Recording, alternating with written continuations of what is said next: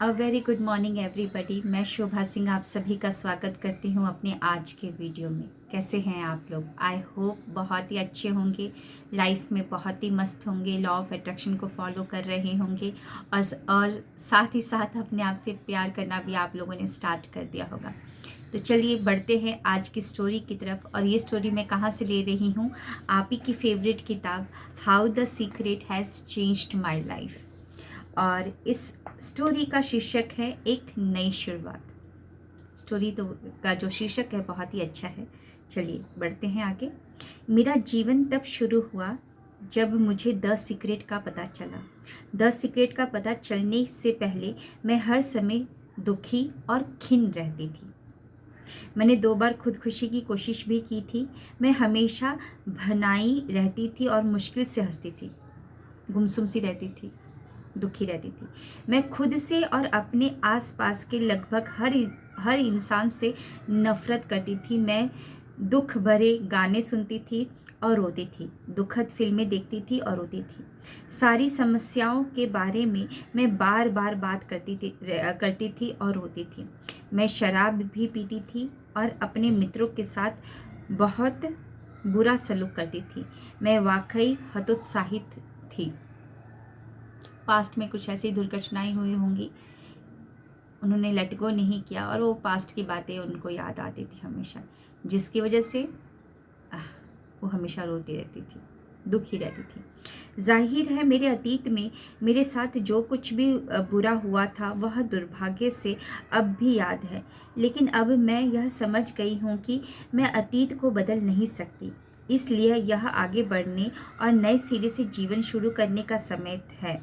The secret की शुक्रिया। जब जब से मैं द सीक्रेट को इस्तेमाल करने लगी हूँ, मैंने अपने आसपास मौजूद प्रेम पर गौर करना शुरू कर दिया है। पहले वो कहाँ पर फोकस कर रही थी? पास्ट में। और पास्ट में भी अच्छी चीज़ों पर फोकस नहीं कर रही थी, क्योंकि ऐसा तो नहीं है कि पास्ट में आपके साथ अच्छा हुआ ही ना हो, अच्छे भी हुए होंगे। तो वो अच्छी चीज़ों पर, क्योंकि माइंड और ये दिमाग ऐसा ही है कि आपको पास्ट में वो सारे इंसिडेंट लेकर आएगा, वो एल्बम खोलेगा जिस एल्बम का शीर्षक होगा दुख।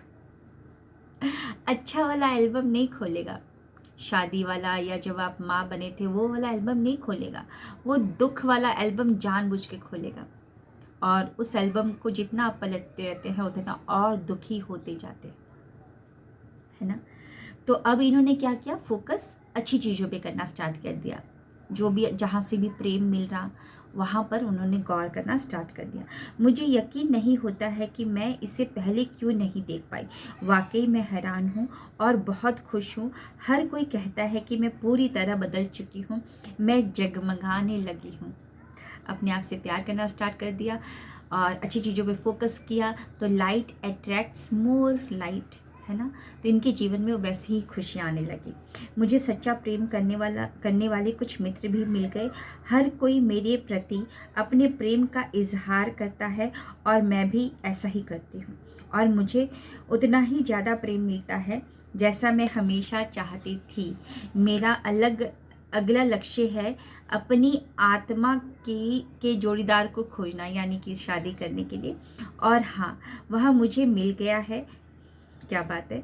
क्या मुझे यह बताने की ज़रूरत है कि उसमें वे सारे गुण हैं जो मैंने अपनी सूची में लिखा था, जैसा उनको चाहिए था। एसपी, स्पेशल पर्सन, उन्होंने पहले ही सूची बना ली थी और एग्जैक्टली उनको वैसा ही मिला। विजुलाइज थिंक करती थी। जब भी मुझे मौका मिलता है मैं लोगों को द सीक्रेट के बारे में बताती हूँ। कई बार तो अजनबियों को भी बताया। मैं तो बस यह चाहती हूँ कि हर कोई वैसा ही महसूस करे जैसा मैं महसूस करती हूँ। मैं इसके लिए सचमुच कृतज्ञ हूँ। अगर द सीक्रेट ना होता तो आज मैं जाने कहाँ होती। धन्यवाद और ईश्वर का भी धन्यवाद। Mickey Sweden. तो कैसा लगा आपको स्टोरी? मुझे तो बहुत अच्छा लगा। अगर पास्ट की दुर्घटनाओं और पास्ट की मेमोरीज को अपने पीठ पर लेकर चलेंगे तो स्पीड आपकी कम हो जाएगी, है ना। इस स्टोरी से तो मुझे ये समझ में आ रहा है, जैसे कि रॉकेट को जब आप छोड़ा जाता है, यानी कि जब उसकी लॉन्चिंग होती है तो लॉन्च पैड पे उसको रखा जाता है।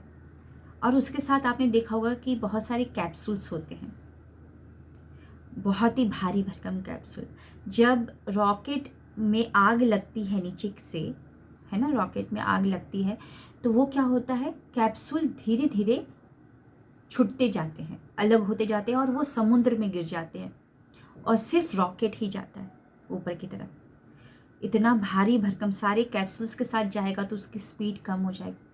पहाड़ पे भी इंसान जब चढ़ता है तो ज़्यादा वेट लेके नहीं चढ़ता है। पास्ट में हमको भूलना पड़ेगा, लेट गो करना पड़ेगा। अदरवाइज़ हम जितना याद करके रोएंगे, मतलब कि हतोत्साहित होंगे, हमारे जीवन में वैसी ही सिचुएशन आएंगी। बस चश्मा बदलने की देरी है। पास्ट से फ्यूचर में भी नहीं जाना है, प्रेजेंट अगर सही कर लिया तो फ्यूचर ऑटोमेटिकली सही हो जाएगा। माइंड हमारा ऐसा ही है, पास्ट की दुर्घटनाओं को याद दिलाता है जिससे हम दुखी होते हैं, और फ्यूचर की बातों को, जो फ्यूचर हमने देखा भी नहीं है, ऐसा हो जाएगा, वैसा हो जाएगा, ऐसा हो गया तो क्या होगा, वो चीज़ बार बार उसमें कंफ्यूज कर देता है, इंगेज कर देता है कि जो चीज़ अभी हम हुआ भी नहीं है उसको याद करके हम डर जाते हैं, सहम जाते हैं। तो हमको प्रेजेंट ठीक करना है, फ्यूचर अपने आप से अच्छा हो जाएगा। पास्ट की चीज़ों को भूल जाना है। लाश जो होता है, क्या उसको अपने पीठ पर लेकर चलते फिरते हैं क्या हम? बदबू आएगी, भारी हो जाएगा बॉडी आपका। लाश को अगर लेके चलेंगे, कीड़े मकोड़े होने स्टार्ट हो जाएंगे। लेट को उसको दफना दीजिए या जला दीजिए। कहने में तो बहुत आसान लग रहा है ना? आप यही सोच रहे होंगे मुश्किल है, लेकिन नामुमकिन भी तो नहीं है। भूलना पड़ेगा पास्ट को। कैसा लगा आज का स्टोरी, आपके कमेंट ही बताएंगे। और आपके प्यारे प्यारे कमेंट मुझे बहुत ही प्रोत्साहित कर रहे हैं आगे और ऐसे ही वीडियोस लेकर आने के लिए। ये स्टोरी मैं इसलिए लेकर आती हूँ कि आपका विश्वास और अटल और मजबूत रहे। अगर आप सोच रहे हैं छोड़ने का लॉ ऑफ अट्रैक्शन को, तो कुछ उसका तो बिगड़ेगा नहीं, लेकिन हाँ, आपका कुछ बनेगा नहीं। छोड़ना नहीं है, इसको कंटिन्यूसली करते जाना है, रिचुअल को फॉलो करते जाना है। ज़रूर होगा, जो आप चाहते हैं वो ज़रूर होगा। फीलिंग के साथ, भावना के साथ करते रहिए, अच्छा फील करते रहिए, हंसते रहिए, मुस्कुराते रहिए, अपने आप से प्रेम करते रहिए, ज़रूर होगा। Thank you, wish you wealth.